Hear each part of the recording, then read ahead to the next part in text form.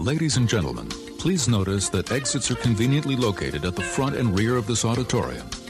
When leaving the theater, we suggest that the exit at the front of the auditorium will allow you easier access to the parking areas. Thank you. And away we go. That's a new thing I'm working on. When you always love that list, just leave questions. I don't walk right into that. There are some. I'm not saying this is a good movie. Oh, what? That is Finnish Willem Dafoe. He looks just like Willem Dafoe. I thought he looked very familiar. Don't throw out a fact. You are correct. Butler, you should do some facts sometimes. Do some facts sometimes, Butler. Don't take my. I'm pretty confident your brother doesn't listen to the Forgotten Cinema podcast, but if he does, boo. Hey, Ciela. I'm Mike Field. And I'm Mike Butler. And you're listening to the Forgotten Cinema podcast. Each episode, we highlight a film that, for a variety of reasons, was forgotten by audiences. Whether it be because a more popular movie was released at the same time, or the movie didn't catch on in an audience in its initial run. We discuss what we love about the movie, or perhaps don't love about it, but we'll always recommend you revisit it. If you enjoy our podcast, please feel free to rate, review, and subscribe on Apple Podcasts or wherever you're listening to this podcast right now. And I'm sure you're wondering why I said, hey, Ciela. That is Finnish for hey there. And the reason why I said that is because we are doing the 2010, I guess you would call it fantasy, right, Mike? Fantasy action? Oh, it's maybe based on a true story. I don't know. Oh, well, it's possible. We are doing rare exports, which I actually told a couple people we were doing this, and they didn't know what I was talking about. They never heard of the movie. I'm not too surprised about that. Right. I think this is our first foreign film that we've done. This is our first film where we had to not only, as we're typing our notes out, read what's on the screen. I had to go back a couple of times just because I thought I missed stuff. I went back once, yeah. So yes, no, this is definitely our first foreign language film, which is we should do more of them because there are a lot of movies out there that are better than, what we have domestically. I'll let you take point on that. You don't think so? I don't know. I mean, I don't know that many. Oh, okay. I know a few, but I don't know a ton of foreign films. Well, as we move forward, maybe we'll try to pepper in some. Maybe because I know that when we create our lists, I know we're getting a little off topic here. When we created our lists in terms of like what movies we want to use or forgotten, we didn't do a lot of foreign language movies. So maybe I'll start looking for some that I remember liking really a lot. Oh, you know what you might like? You might like the German serial killer movie called Antibodies, which I saw like on a midnight showing at the Tribeca Film Festival. I feel like you told me about that. I did, that. yeah. But you might like that, so I'll write that down. All right. But anyway, we're not talking about that. We're talking about rare exports. This movie is a tight 84 minutes long, which we both appreciate, I know. Rated R. So now, a lot of these facts are from Finnish or from Finland. They're not really... This didn't really open domestically wide at all in terms of it opened December 3rd, 2010. Right. But that was Finland's opening date, and it opened here the same time, but it was limited, but it was only on one screen. Oh. And its widest release here was 21 theaters. So this was not a movie that you saw in cinemas unless you were looking for this movie. And I don't know if you remember Troll Hunter. Yep. Okay, that came out the same year. Oh, that was the same year? Yeah. I've seen Troll Hunter is actually not bad. Yeah, so I think there was a couple. I want to say that there were other movies, not in addition to Rare Exports and Troll Hunter, that came out around the same time. That were made in the same region of the country. Of the world, that came out, and people like oh, you got to see this, you got to see this. They're very similar, very like fantasy action kind of movies, kind of dark humor kind of a thing. Yeah, exactly. So these facts are, bear in mind when I say the opening weekend was one theater, it made $9,000. So just keep that in mind. Domestically here in the United States, for us domestically, it made $236,000 total. Worldwide, it made $4 million. Now I don't know if that's €4 million, $4 million, because the production budget was in euros, which was 1.8 million euros. But if you're getting it from the same place I am, yes, then they specifically say euros, but they specifically say dollars for the 4.01 million. Well then, so all right. Well, I mean, that's what I would assume. But I don't know the ratio. I know it's not as big as back in 2010. I think the euro was worth way more than the dollar. That's probably accurate. Yeah. So. Usually I like to tell you what movies came out the same day, and I still will, but these really don't affect a movie like Rare Exports, where it has one theater opening. It really doesn't matter that opposite it came out Black Swan. Right. And honestly, Black Swan was probably a limited release as well. So this is the weekend after Thanksgiving week. And typically new movies don't come out. So when you have that Wednesday, the Wednesday opening for Thanksgiving that goes into Thanksgiving, and then you have Thanksgiving weekend, and then you have the next weekend right after that. There's not a lot of movies that come out that week because your Thanksgiving movies are still going, are killer movies that you don't want to compete with. Correct. So that year you had Tangled on Thanksgiving. You had Tangled, you had Love and Other Drugs, and The King's Speech. Now I think The King's Speech was limited as well. I don't think it was a wide release. King's Speech was limited its first week, which I like. I like that movie. Love and Other Drugs, it was okay. That's the one with Jake Gyllenhaal. That's the one with Anne Hathaway. Yeah, and he's the pharmaceutical rep, and they fall in love. King's Speech, I really liked, which I remember, which was weird, is when it won the Oscar for Best Picture. A lot of people were mad. Yeah, like, it wasn't that good. I was like, I thought that movie was great. He was really good in it. Colin Firth. Yeah, he was really good in it. No, it's a good movie. I like it. Maybe because they do a lot of. There's a lot of movies and TVs about the royal family, or that King George and stuff like that. Because that's the same guy. Jared Harris plays him in The Crown. Yep. So, the first season of The Crown.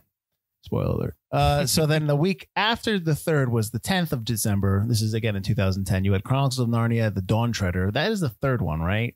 Yes. Okay. No, I never saw that. I saw the first one and that was it. Yeah, I didn't see the other two. The Tourist, which was with Johnny Depp, and I actually don't mind that movie. I don't listen. I'm not saying I love it. I actually don't mind it. It's not all bad. It's okay. It's watchable if it's like on TV. That's what I'm saying. You're on HBO or Showtime. Yeah, I think that's when I watched it. And then The Fighter came out that same day, which I like. The Fighter's really good. Yeah. For a second there, when I was writing the notes out, I was like, "Oh, The Fighter. That's the one with Mickey Rourke." I go, "No, wait, that's The Wrestler." The Fighter might be good for the list. I don't. Maybe. I mean, nobody ever talks about it. I can see that. Yeah, no, I enjoy that movie. So a lot of the let's get into some of the cast and actors, and I'm gonna tell you right now. Pardon that little beep. So let's get into some of the cast and the actors. I'm gonna tell you right now that these guys are not. No one has ever heard of anything else they've been in, with the exception of the movie Big Game. The movie Big Game. It was with Sam Jackson. I think it came out 4 or 5 years after this movie. And he's the president of the United States. He crashes in like the mountain lands of Finland. Mm-hmm. And a young teenager who's played by in that movie by. And I apologize for screwing these names up. I try to learn them on Google Translate. Yeah, we're gonna talk a lot of Finnish names. It's gonna be rough, and we apologize. In this movie, there's a character named Pietari. Yes. Contio, and he is played by Omni Tomia. I think that's how it is. I don't know. I think it's just Tomilla. You can't tell me that that's what it is. But anyways, he's in Big Game. He plays the kid that helps the president of the United States, helps Sam Jackson in that movie. Most of everyone's credits here are the Big Game. They've all been in it. They've all the director directed Big Game as well as this movie, and that's Jalmari Helander, right? Yes. Okay. He directed this. Yeah, he wrote the story, but he didn't write the screenplay. He created the story. This movie, Rare Exports, is based on. There was 2 short films that came out. This movie was done in 2009. It came out in 2010. They had a short film called Rare Exports Incorporated, which was 2003. They had another short film, Rare Exports Safety Instructions, which was 2005. Those 2 shorts, which are very good. People, like them so much that he pitched a movie idea based upon those 2 shorts. And that's where you have now Rare Exports, which will, once I'm done with this, Mike will get into the plot. I'm sorry. I'm just busting through names here. So it was written by, here we go. Petri Jokiranta, and then Sami, or not Sammy, it's Sami Parkinen. Thank you. I like the clap, the golf clap. Yeah. In the credits, they're known as, not in the main credits of the movie, but the IMDb, like dramaturgs or dramaturg. Yeah. Okay. Music by Juri Seppa and Miska Seppa, and the cinematography by Micah Orasma. Now, his credit. Have you ever seen Iron Sky? I did. I looked it up. I was like, oh, he did Iron Sky. He also did World on Fire, which is a BBC. Okay, yeah, show. He's done a lot of I think he's done all the Iron Skies, because there's a couple shorts for Iron Sky as well. Are there? Yeah, okay. I believe so.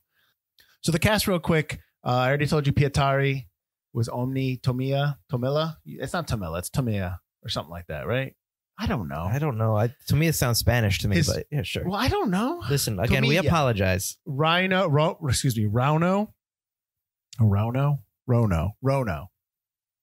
is Jorma Tomilla. He plays the father in the movie. He's actually, I believe he's his father in real life. Yes, he is his father in real life. Aimo, AYMO is played by Tommy Corpella. Piparinen. It's played by Rono Juvonen, and Juuso, the easiest one to remember, is played by Ilmari Jorvinpah or whatever. I don't know. That was Klingon. I don't know what the heck I'm doing. Regardless, but I will say this: the one thing that stood out to me in this movie, right off the bat with the cast, before you get into it, is all guys. There's not one female in this movie. Yeah. Yes, there is a female that she's like uncredited. But she's not. Where was she in the movie? I didn't see her in the movie. Probably a deleted scene that's probably was the mother in a flashback or something. Oh, okay. Well, we'll get into all that stuff as I just butchered through all the names. So why don't you real quick, Mr. Butler, break down what Rare Exports is actually about? All right. So essentially, so break it down. So IMDb's synopsis doesn't have a lot. I'm trying to avoid names as much. I want your synopsis. All right. You want my synopsis? The movie opens with a crew on a mountaintop. The specific mountain is the Korvantunturi Mountain. Korvantunturi in the Mountain, province of Lapland. In Finland. It's a decently sized mountain. They're on the mountaintop and they're drilling. They've been drilling hundreds of meters down and they find wood. Hundreds of meters of wood. Whatever's buried there is buried on top of wood and underneath. And the man who owns the corporation that's starting the drilling is very excited about what they're about to find. And he's a very strict guy who's like, you have to follow these rules, follow these safety instructions, no swearing, no smoking, wash behind the ears. Really weird rules we're introduced to. So what we also find out is two, I would say 9 to 11-year-olds. No, Juuso's a little older. Yeah. So Pietari and Juuso, who's kind of Pietari's friend / bully, are up on the mountaintop watching this. And Pietari is convinced that they're digging for Santa Claus. And Pietari is scared to death of Santa Claus because for some reason Pietari has hundreds, if not thousands of books on Santa Claus. It's kind of ridiculous how many books he has. And he's been reading about the history of Santa Claus and that Santa Claus has, throughout history up until present day, been a scary figure who punishes bad children, not rewards them, eating them, cooking them, spanking them, whatever it is he does. And he's this horned monster beast. So Pietari is scared to death come Christmas time because he's afraid they're going to release Santa Claus, which, come to find out, is true. So the digging crew does find Santa Claus, and what we find out is Pietari, who lives in what I assume would be a very small hunting community, they find out all their reindeer have been mutilated, and they're thinking it's wolves. However, Pietari is convinced it's Santa Claus. His father ends up capturing what he believes to be Santa Claus and tries to sell it back to the company because the hunting community has no more reindeer because this quote-unquote monster has eaten all the reindeer. Come to find out, Santa Claus is actually an elf. And the actual Santa Claus is a much bigger, more terrifying person that these elves have captured all the children in town except for Pietari because he's prepared. And they're offering them up as a sacrifice to this great, giant, horned beast, Santa Claus, who is encased in this giant block of ice. And Pietari, his father, and his hunting buddies have to figure out a way to stop Santa Claus, save the children, and battle against what seems to be hundreds of these decrepit little Santa's little helper guys who actually look like old mall Santas. And it's just a dark comedy. It's really short. I mean, that's pretty much the plot. It's just Pietari versus these little Santa Claus elf guys and his relationship with his father and stuff. But that's essentially it. And that's it. And that was Rare Exports. Well, in the shorts, so yes, there are these like naked bearded men that are running around the countryside in Finland in the province of Lapland where I guess they are dug out of the ground with Santa. That's what I'm assuming. Yeah, they were down there. Yeah. Right. Okay. So they come out and they are in the shorts. They're not really elves in the shorts. The two shorts, they're Father Christmases, and they talk about how they hunt for Father Christmases on the land. And they're all these like naked guys.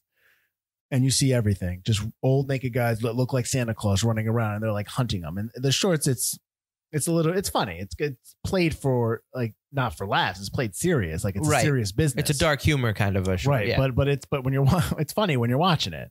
So but in this movie they are the elves, and they are the elves that are preparing or trying to get Santa unfrozen. No, Unfrozen. They're trying to melt the right. Yeah, Santa was frozen hundreds of years ago by the local tribes because they were sick of his crap. Basically, the Sami tribe. Ooh, look at that! I know you like that. There were not a lot of facts here, so I had to come up. I had to make up my own. I had to look for some stuff. So in this, they're elves. I guess I'm trying to figure out where to start off because I know you didn't like it. I didn't say I didn't like it. You said you didn't like it. I said while we were watching the shorts that the shorts were better than the film. Sure. There are definitely some things in the movie that you're just like, what's going on here? Yeah, I don't know. I honestly don't know where to start. So give me something. All right. So last episode when we ended it, I said I'll let you guys know why in this episode I put it on the list because I put this on the list. Did you put Rare Exports on the list? I had never seen it. All right, okay. And it's because this movie came out in 2010, which is when I became a manager at the theater we both work at. I remember toward Christmas time, like right after Thanksgiving, we had this kind of regular customer. He was this young British kid, and he would come in all the time. Do I know this kid? He doesn't come in anymore, so I don't think so. All right. But he would come in. He was probably 13, 14. With his mom, and he would always ask if we had Rare Exports. Every time I worked the box office, at least 3 times a week, he would come in and ask if we got it in, if we knew when it was coming, if we had it. He would call sometimes as well. How old is this kid? 12, 13, 14. Okay, all right. And I just said, it's like, I don't know. I don't know what this film is. No, I don't. And Scram, kid. I didn't really look up the film. I just knew we weren't getting it. And so I assumed by the title Rare Exports, it was about cars or some kind of Fast and Furious type film. I assumed it was probably an import, like a British movie. And then eventually I finally looked it up and I think I heard about it online and people were like, oh, this movie is actually really good. It's funny. And I clicked on it. It's like, this is a Christmas movie about Santa Claus. But it piqued my interest because of how obsessed this 13, 14-year-old kid was with this movie. So I had always been like, I have to watch this movie one day. Was his obsession justified?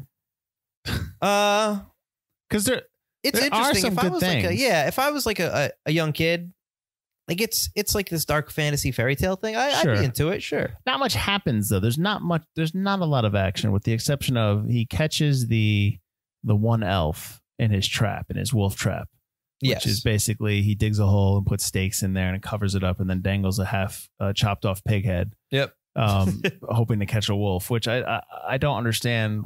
Like I think a lot of my questions are answered with one way. Like, well, you don't live out there. You don't know what it's like in Finland in terms of like, what's your how you make money. Like the whole idea of getting the reindeer in the pen and. Which they don't really explain all the way at first. It takes a while for you just have to get the idea of what they do. Well, it seems like they just open the pen, the reindeer come out of nowhere, and they get them into the pen, and then they basically slaughter them for meat. Yes. That's what it seems like. Or sell them off. Right. But there's I don't see anybody hurting them. They just are going to come around the bend. The 2 that they have harnesses on. The two, because only 2 reindeer remain. They both have stuff on them, so they might own the reindeer. They might not slaughter the reindeer, but sell them. Okay, like raise them and sell them to like Christmas shops and stuff like that. His butcher might be a side job for when it's not the wintertime anymore. Yeah, because the main character, the kid, Omni. Mm-hmm. His father, I guess, is a butcher. Is somebody who, because he has that. That's what I'm assuming. Butchering the pig. He's got the whole. That's what he house does for it. Yeah. And you find out that his mother. They make reference to the fact that his mother passed away, and it's just the father and son. And we now have a father and son relationship in the movie, where the father's doing the best he can to, raise the son and just right. But he was never the most caring person, so it's tough for him. Right. He's the one that pushes him down, right? When they're doing the pen, when they're opening up the pen, he does push him to the ground. Get out of the way. Yeah. So there is some of that stuff, and he's just trying to figure it out as he goes, I guess. They don't really give you an idea of how long ago the mother passed. I'm assuming it was recent. I would assume so, which is why they have this. Which is, I think, one of the best part of the movie is the relationship between the father and son. Some of the scenes that they have, the personal moments are really touched, like really. Well, I mean, not touching because they're kind of sad, but like when Pietari asked his father, what if I just disappeared? Would that be easier for you or better for you? And the dad doesn't know how to answer the question. Just go to your room. Right. Like disappear to your room. Yeah. It's rough, but it's really well acted and really interesting. And it might be due to the fact that they are father and son. Yeah, that's kind of weird. That's just weird. What you bring to that scene in terms of being relation. Like having actually saying that to your actual young son. Well, I think that's what affects him, because his scene right after he says that, go to your room, go disappear to your room, is like, and then he starts really kind of breaking up. Mm-hmm. I thought that was really good acting by Jorma Tomia. Yeah, nice job. Thanks.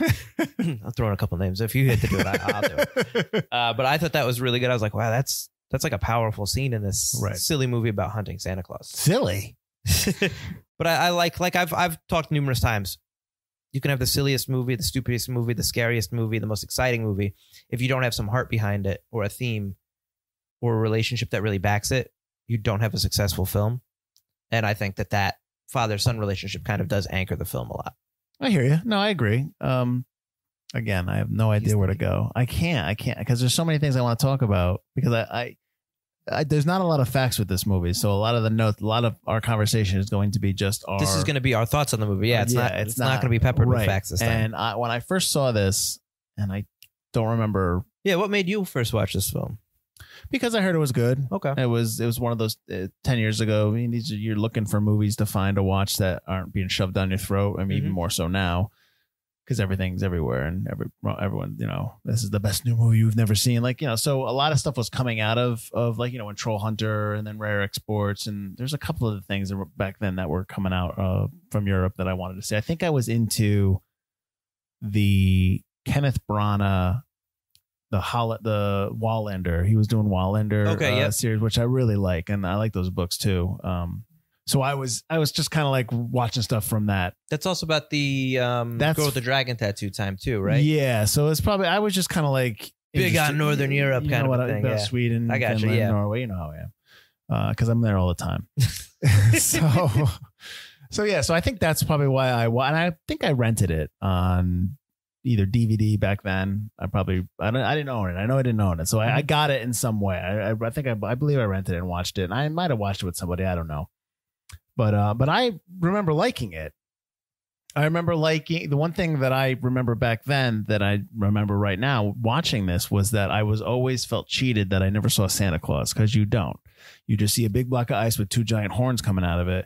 And I kind of was like, I want to see this thing out. I want to see what it's actually going to do. I felt the same way, but I was easily dissuaded by myself when I was like, well, yeah, but Mike, think back to the elves as they approach the pen. Oh, the digital? How bad they look. I didn't think that looked that bad. Oh my God. When they're focused on, when it's behind Pietari's shoulder and you look down, they look like a bad animatic. Like when you look at the documentary, like the documentaries on filmmaking, sure. And they're like, here's our army of Gallimimus walking through the plains, and they're all plain models with still all the skeletal bones. And it's just like, ugh. I didn't mind it. I was okay with that. I forgave it because it's super low budget, right? Which is fine. But that big Santa Claus probably wouldn't look that good unless they did him as a puppet. And then he'd look awesome. They wouldn't have done him as a puppet. They probably didn't have enough money to do it as a to do him. Absolutely. So I'm okay that I hit him. Yeah. I still want to see him. And Rare Exports too. Well, when the eventual U.S. remake happens and they put too much money into it. Nobody buy it?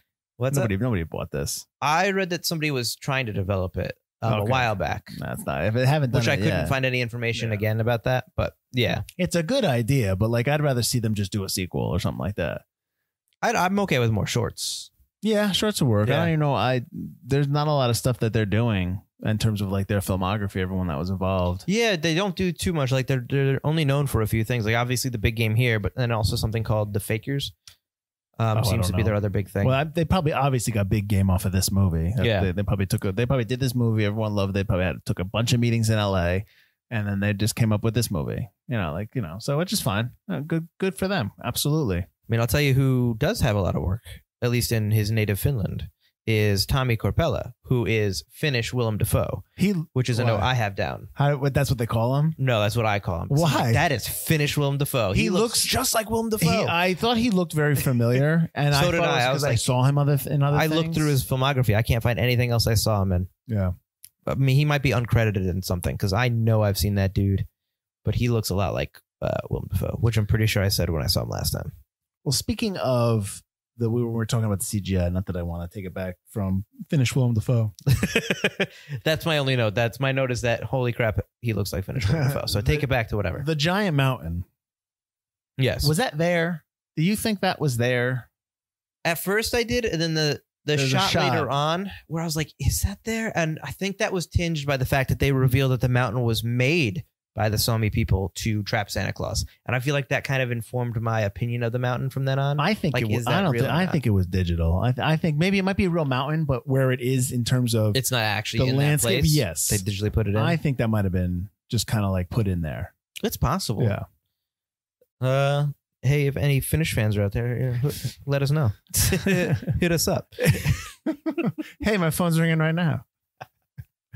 So you like the father in terms of his acting. I think he's great actor. Did you like the kid? It's tough when the kid is that He's young. Yeah. And also the kid is supposed to be kind of a weirdo. I mean, I think that's why Juso kind of like makes fun of him. Juso, who clearly it looks like an extra from the Lost Boys from the 1980s. God, yes. Yeah, I know. Absolutely. Invite me in, Piatari. He's got that one feather earring too. Oh, I know. I mean, again, maybe that's just what it is. The style. But yeah, he looked like an 80s bully. Yeah, he did. Absolutely. That's what he kind of played. So I don't know if you know Pietari is supposed to be this weird kind of kid. And, he's got his stuffed animal, Vupe or Vupo. Yeah, Vupe. Yeah. Stay Vupe. Which I like that he's got him wrapped around his shotgun. I like that the kids carry around giant shotguns all the time. Well, I was having this conversation with somebody. Was it you? No, it might have been my wife. Where I was talking about you move out. Oh no, I was talking to one of our managers because he was like, "Oh, I might be." He was talking about moving. Okay. And I was like, "Why don't you move out to Wyoming or move out to out there?" Because he loves hiking. And he was like, I can't do that. I go, well, you also have to learn how to shoot a rifle because I was there for that conversation. Yeah, everyone walks around with a rifle. I mean, and that's the life. That's what you need to do, especially out in Finland. If they're worried about wolves coming in, it's like, heck yeah, walk around with a rifle. Yep. I saw the gray. But he's got Vupe tied to his shotguns to carry him, so I thought that was kind of funny. But he's definitely this weird kid, which I think he's supposed to play because I think Jorma's kind of not Jorma. That's the actor's name. So I'm sorry again. Rauno, who's his father, is a little. He's kind of like he's not interested in the kid because he thinks the kid's maybe a little weird. Like, don't go skating in that outfit, and the kid's clearly not going skating. He's hunting for Santa Claus. And it's like, he's not going skating, dude. Don't make excuses. Your kid's weird. So I don't know. He's definitely doesn't have a lot of range, but he's very young. He's probably because in the second short in 2005, he's got to be like 7 or 8 there. So 4 years later, he's probably like 11, 10 or 11, 12 maybe. Yeah, no. Because Juso looked like he was 13, 14, 15. Juso's definitely a little older than Pietari. I mean, I get that right off the bat. Yeah. Yeah. So with the elves, just go to the elves now. The old naked guys running around. Tell me again why, because I don't know why. Okay. Why are they slaughtering the reindeer? Because I know you said in your description that it was Santa, but it's like it's not. Because he's frozen in the ice. Yeah. So why are they slaughtering the? I think they're eating to get their energy back. Because I think they've been for what is it, like 400 and something years. Yeah. They've been trapped under there, so now they're getting their energy back and they're eating. Because clearly they're not feeding Santa because he's in ice and frozen. Yeah. They've just got the kids in the bags for Santa, so to eat. I assume to eat or spank or do whatever. Spank. Well, that's what they're afraid of. He's afraid they're going to spank them if they're bad. Yeah. But they do mention that he eats kids too. True. Which I love the fact that because there's only 3 people you see, the 3 main leads, and then you don't see anybody else in the town. You see the cop, the sheriff. The sheriff, yeah. But kids are missing, and even that own guy's kid's missing. Juso, his son is I guess the guy was Amo. Amo, yeah. Amo, okay. Amo, yeah. He's probably somewhere else. No concern. Don't be concerned that your kid's missing. Creepy wooden statue in the place of him. Yeah, I found this in bed. He's fine. And that's probably more because we're talking about how before I said there was no women in this movie. There's all guys. The big cast is not big. That's probably a reflection of the fact that the budget's so low. Right. Yeah. Because $1.8 million euros or not, that a lot of that was probably went to the special effects. Absolutely. Yeah. And the renting of a helicopter doesn't cost nothing. And then they did it. The helicopter was a special effect as well when they on the countryside when they're showing all the old on the countryside one, with the spotlight. And then you've got the explosions for the mountaintop. Right. You got the fake pig, which That was or a real pig. That probably was real. Which I'm sure a real pig costs a lot of money. You got to pay the actors. You got to pay lodging. I'm sure it was a slaughtered pig that they got. Probably, I mean, yeah. This isn't. I don't know. I don't know too much about the law in terms of. I don't think you can purposely harm an animal for the filming of a movie. Right. But if you got one from a butcher shop, right? Yeah, I'm sure. I'm questioning, and he's chopping it up, and he's like doing his work, and I'm like, is that how you do it? I don't think that's I was thinking that same thing. I'm like, you are, and he's bringing the blade to him. Yeah, which is definitely not how you're supposed to do. Self-taught butcher. I'm good with that, but is that what we're doing here? Yeah, and then he puts the leg of the pig on top, and it's like all like shredded. I'm like, that can't be a good cut. There's a reason we're poor, Pietari. I'm not a very good butcher. Peter Jacoby, though, who plays Pietari's elf, is one. Oh, okay. Like, oh man, he is one gross looking dude. Well, like, I think he's supposed to look gross. I know it works. Like the and his uneven shoulders and all that. Like really just. He's an old man, probably. That guy's. Yeah. I mean, but like they made all those old guys run around in the snow naked. Oh my gosh! Listen, they live in Finland. They're used to the cold. They're real men. That's right. I couldn't do that. Nature. I mean, I don't know why I would want to do that. But I thought he was a really good elf. Like he really sold like the creepy vibe. Right. Okay. And I do like the reversal. Like you think that's Santa, and then the reversal is, oh wait, it's not. I also like how the elf's eyes change as they see children. Like they flash that yellow. I like that look. Yeah. That. Yeah. Well, I liked the guy that, because we haven't talked about the guy that, you did a little bit, that he's digging up the guy who's in charge of the dig. Right. Yep. I honestly didn't even write his name down. Per Christian Ellefson, who plays, his name is Riley in the film. So he shows up at the end and he's just like, he goes and looks at the elf and he's like, this isn't Santa. It's like, well, don't you already know that that's not Santa? Because didn't you just put the package in the hangar and you've been waiting to transport Santa? So why did you need you to go see the elf to see that it wasn't Santa? I don't think he put the elf Santa. I think he left, and he left it up to Brian Greene, who's the most British American I've ever met. But I think he left it up to the crew to get, like, after he gave that big speech at the beginning of the film, I think he leaves and he wants that Santa Claus brought to him. So I think that's why he's like, where's the cargo? Where's the cargo? Clearly even from the camera angle, you can see the guy in the cage behind him. So he's like, that's when they bring him out to him. He's like, it's funny. Well, he's still interested. I thought that too. That, I'm like, can he see him? But then when they cut to the shot behind him and you had the lights from the truck, you couldn't see it. You couldn't make it out. So I was like, all right, well, maybe that's why. I do like how the 24 on the advent calendar that Pietari has matches the 24 on the cargo hangar. That was nice. Yeah. What does he say? He's like, I have to open that, or he says something like the last. He says like the last door. Yeah. I thought that was good too. The one thing because I'm looking it up as we talk. Mm-hmm. I was trying to figure out, because they make references now. Of course, Finland borders Russia, and they make references to, like, Russia. They make fun of Russia a couple times. Yeah. Well, no, but he also talks about in the beginning about how the Russian wolves came through the fence. Right. Is that mountain supposed to be in Russia? Yeah, I guess. Yeah. Cause that's what I was wondering. Behind the other side. Yeah. Yeah. Or maybe that might not be the border to Russia. Obviously, that's not going to be the border to Russia. Like, it's going to have a bigger fence. But maybe that's as close as you can get to Russia. But that fence is kind of keeping the wolves in. I don't know. Maybe. Okay. All right. Because I had that in the note in the beginning, like, because he was like, oh, Russian wolves have gone in. They've slaughtered all our reindeer. Then I'm like, wait a minute. So is the mountain in Russia? Okay. That was the one thing that kind of was like, interesting. Yeah. So why don't we talk about what their plan is for the elves that they capture? Is that really going to work? I thought it was great. At first, when they're all in the pen and they're all looking at them, my first thought was, they're going to eat them. Oh, don't eat them. Don't eat them. Don't sell their meat. No. But then I actually kind of liked it, because then you get the training scene, and I hadn't seen the shorts yet. So I didn't know where it was like headed. And then when they take them and they've got, they go down the line and they're petting it, and like some of them are eating the dolls. Yeah. Some of them are trying to open the package. Like, hit them. That's not for you. And then the one that succeeds, he the father nods to, and they put a Santa hat on him. I was like, all right. But then they're sending him to wherever they send him, and this Santa's supposed to just go be Santa. Zanzibar. Yeah. He's just supposed to stand around and be Santa. He's the mall Santa, yeah. And not give any gifts out.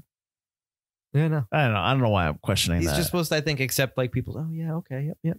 He's just supposed to be that kind of like mall Santa. Like, yeah. Okay. Well, and like they're gonna charge $85,000 each. It's like, well, just round up 100,000. They only want 85,000 plus the 22% VAT. Yeah. Which was what? I was gonna ask you what. I have no idea. That's why I brought it up. I have no idea. Tax? I think it's got something to do with hunting, but I'm not positive. In fact, I will look it up since you didn't know. I hoped you would know. Value added tax is a consumption tax placed on a product whenever value is added at each stage of the supply chain, from production to the point of sale. The amount of VAT that the user pays is on the cost of the product, less any of the costs of materials used in the product that have already been taxed. Welcome to Forgotten Tax Code. Now I've got my tax expert here who's going to... Yeah. I'm going to be confident enough to tell you that I do not know a lot about the tax law. So yeah, so I'm going to be confident enough to tell you that I still don't know what VAT is. I know you just told me. I just said it, and I still have no idea what it is. It's like a goods and services tax. So basically, it's a tax that it's incrementally assessed. So it's not just one time it's taxed. It's taxed. It's a tax based upon each stage of production. So from always getting that 22%. Like I said, the supply. No. It increases. So yes. So it's from the supply chain to production to point of sale. So all that tax, the 20%. So it might include 6% here, 11%. You know what I mean? Like it's all as just it goes down. Right. He's probably in the movie. He keeps saying 22%. 22%. Yeah. That's probably based upon whatever the Finnish tax code is when you want to ship outside of to somebody else, to Finland, to outside. You know, the how much it's going to cost to send it, the tax on sending it to Zanzibar, how much the tax in Zanzibar is for somebody to buy it, that kind of thing. Well, that makes sense. 22% is a lot, but when you're sending a full reindeer to the United States, I'm sure that costs a lot. You think they're? What do you mean? Their initial plan? Their initial when they sell the reindeer. Yeah. Oh, okay. So the petting zoos. Yes. To petting zoos. Petting zoos and stuff around their malls. So I think maybe a good note, or maybe not a good, I don't want to say complaint, would be if this movie was a little bit longer. Yes. Then you can have an explanation of how they do all that in the beginning. Just kind of, but I guess it's supposed to be kind of a reveal that they send these Santa Clauses or these Father Christmases in a big wooden crate box. Yeah, I think that's supposed to be, I think you're supposed to get the idea of, oh yeah, they're going to eat them. That might be what might be what they were wanting. But so their main job is exporting reindeer. I think so. I don't think they're necessarily hunters so much as herders. But then sometimes they eat reindeer. If we're going to talk about this guy being a butcher, I would imagine so. It looked like they live quite far away from, any kind of actual city or town. So yeah, okay. So it's not really like that's not their main. They do it to survive, but they sell the reindeer. They're in the country, right? Yeah. I mean, I can see that. I mean, I guess that makes sense. It all checks. Here's what doesn't check. Excellent. The house does not have a bathroom. Pitari's house has no bathroom. I have to pee. There is no outhouse. He pees on the garage. Where are they pooping, man? I don't like that. I don't like that. It might be an excuse to get him outside, maybe but he was I just don't being know. lazy. Maybe he was being lazy. I'm gonna go just in the snow. You got number one, number two. Number one, outside. I might just be being lazy. Maybe like we missed the scene where the dad comes down. He's just like, what are you doing? Go to the bathroom. You weirdo. I like when the dad puts the fire and the bear trap goes off. Oh, and he's just like, what the hell? Oh, you're grounded now. Ate a lot of gingerbread in this film. Well, I think that's because the gingerbread attracts or distracts the elves. The elves at the end when he's eating and he's throwing it. It made me want gingerbread. Really? Gingerbread, I can take it or leave it. It's okay. I like gingerbread. I can't eat as much as they did. I don't think anyone. I think you can get. I like gingerbread that's iced. I like gingerbread that has icing on it. Yes. I like a little decoration because I need something to go with the gingerbread taste. Spoiled American. Excuse me. Listen, just like Mom used to make. Already said that I would not be able to handle the Old West. I'm pretty confident I would not be able to handle the countryside of Finland with gray wolves or whatever, Russian wolves after me. They're Russian wolves, man. I'm just remembering the gray with Liam Neeson when he's putting the. Yeah, you better put some nips on your fingers. When he's yeah, I know. That's what I would do. I always like to think that he survived that, but I know he didn't. But we're talking about rare exports. Do you think that I think it's forgotten for a variety of reasons. One being that it's a foreign language movie. I don't think people think about it over here. I think that, and whether what we are nitpicking about it or what me and you don't like about it, I really think people should watch this movie and should watch a lot of foreign language films. Absolutely. Because we're not the only people that make good movies over here. I mean, there are tons of good films that we don't see, and they're basically bought by studios and then just like made terrible. And then you think that what's the name of the movie, the vampire movie? Because that was another one I watched over here. Oh, Let the Right One In. That's the original title. That's the first one, right? That's the original title. What's the remake called? Let Me In. Let Me In, I think. Yes. Okay. I didn't watch Let Me In because I liked the original so much, and I was like, "Why? I don't need a remake." The original is amazing. Yes, it's really, really, really good. When she kills all the kids in the pool, oh my god, that's great. The bullies, they're bullies everywhere. Yeah, not just kids, they're bullies. But it's like, yeah, that was. I don't need. I mean, I definitely understand why you remake something because people don't. Because how many times people come into the theater and they're like. And you're like, oh, that movie has subtitles. Well, I don't like to read. I'm like, yeah, okay. Well, that doesn't. It's all right. Enjoy, whatever. Enjoy Hobbs and Shaw 8. Whatever. Listen, we were also kind of complaining about the subtitles at the beginning. We were complaining. It was just difficult. I wasn't complaining about the fact that I had to read subtitles. It's a little annoying, but it was just difficult. I was just saying there was a challenge and an obstacle. That's not a complaint. It's a challenge to actually sit down and look, type notes out, and then keep looking up. That's all. I'm not complaining. I'm good. I don't like watching dubbed stuff. I'm okay watching dubbed stuff. No, I mean, if that can get you to watch a foreign film, well, let me ask you this. Then that's okay. You being the actor. Yes, it tinges the actor. This is what I'm saying, yes. Isn't it? Don't you think it's a little disrespectful for you to watch an actor performing in his native language, but emoting, but you're getting the voice of some dude in a studio who has to kind of mimic the emotion as an actor, which is you. If it was me in this point, I'd be okay with it because they're watching me. There's somebody in a different country is now watching my performance, and it's my performance that should be what they're gauging. I mean, yes, the person talking gets some of that, but it's my eyes, it's my body language, it's my face, it's all of that. That's what really drives the performance. The vocalization of the line is just part of a larger scale. So yes, one part's taken away, but they maybe wouldn't watch it otherwise. You wouldn't have a problem if that dub voice was terrible. Listen, I'm American, so I speak in English, so most movies would just have subtitles. Then right there you have a bias. I do have a little bit of a bias because I don't know if I'd be dubbed. But if I was dubbed, I'd be all right with it. And if it was something I could speak, like let's say it was Spanish, I think I could read Spanish well enough that I would be pretty interested to say, which I know even some big time actors go, I want to do this version of it, and I'll do this version because I can read that well enough to be able to re-perform my lines. I don't know. I would think that I prefer watching it in the original language, any kind of movie, not just rare exports, any kind of movie, just because, not that I'm like, it's disrespectful. I know I said disrespectful. That's not how I feel. I'm just saying I want to see how it was performed originally. I don't want to see somebody that has no connection to the movie whatsoever dubbing a voiceover. I mean, that's fine. Yeah. But I do think people should watch more foreign films because there are some very good ones. Absolutely. So, I mean, I would suggest that if you haven't seen Rare Exports, or maybe you saw it to listen to us, to definitely check it out. But I would also suggest you check out Troll Hunter. What was the other movie we mentioned? Let the Right One In. You should absolutely watch Let the Right One In. Yeah, especially if you haven't already seen Let Me In. Yeah, you should see Let the Right One In. The original Girl with the Dragon Tattoo. Yeah, the first one, not the face, is very good. Yep. I mean, I like the Fincher version too. So I love the Fincher. Fincher is great. That's a fantastic version. But the first one is good. They both have, they're both worth watching. Absolutely. But yeah, absolutely, they're really good.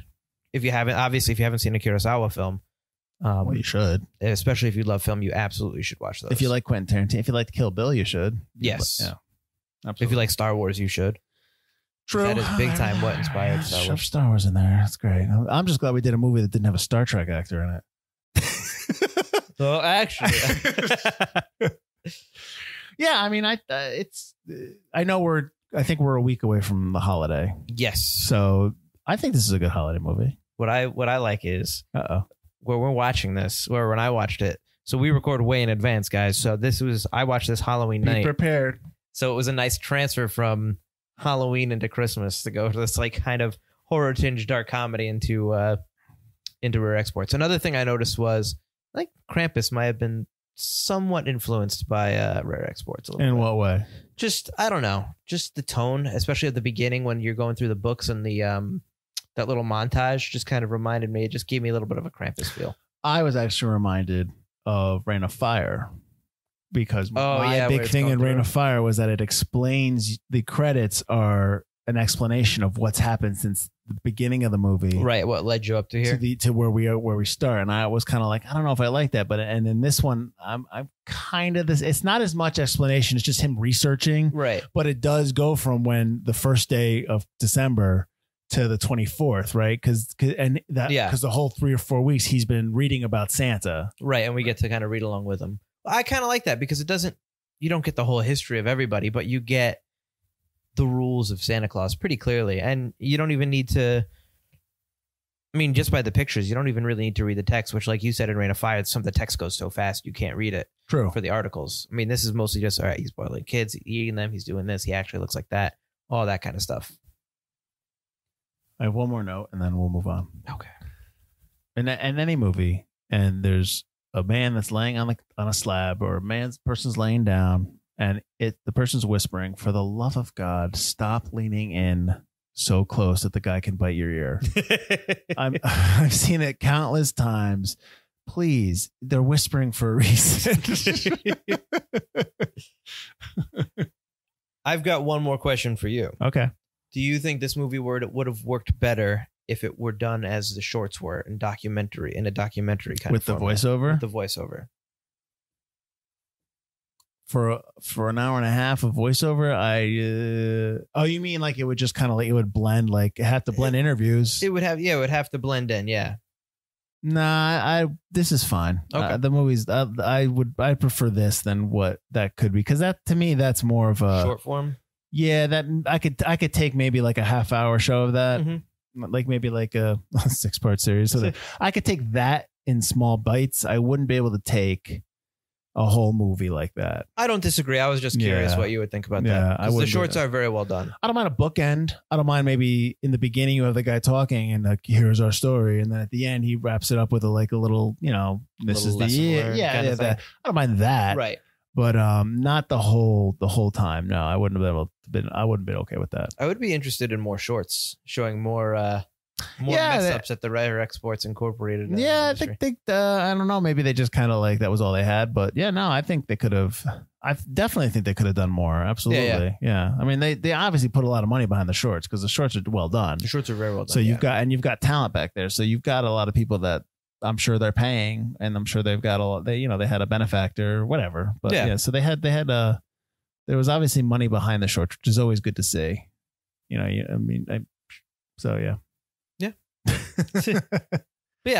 I liked this film. I was glad I watched it. It was very interesting. It was very different look at it. And it's really interesting. Another thing about foreign films, it's really interesting how some of their sensibilities in terms of humor, in terms of values and stuff like that, how it's good to see how non-Americans view the world in general. And they hate us.